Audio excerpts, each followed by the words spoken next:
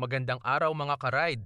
Samahan niyo ako sa isang chill na biyahe mula Kasiglahan Village sa Rodriguez, Rizal, papunta sa Fortune Marikina.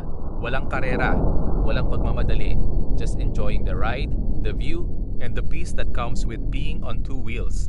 Habang palabas tayo ng Kasiglahan, mapapansin natin na unti-unting nagigising ang paligid.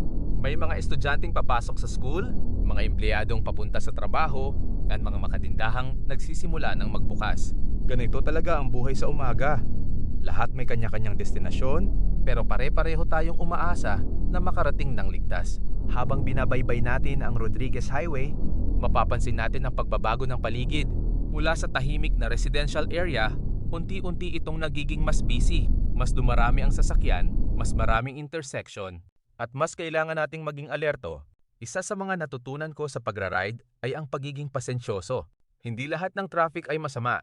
Minsan, traffic ang nagpapaalala sa atin na maghinay-hinay. Kapag nagmamadali tayo, mas malaki ang posibilidad na magkamali.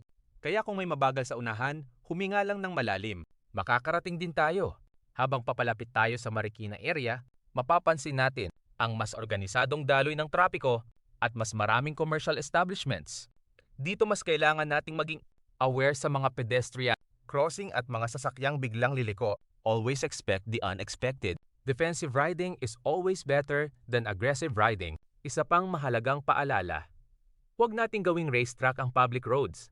Hindi sukatan ng galing ang mabilis na takbo. Ang tunay na mahusay na rider ay iyong marunong umuwi ng ligtas sa pamilya niya. Tandaan, may naghihintay sa atin sa bahay. Habang tuloy-tuloy ang ating biyahe, Minsan magandang patayin muna ang ingay sa isip. pakinggan ang tunog ng makina, ang hangin at ang paligid.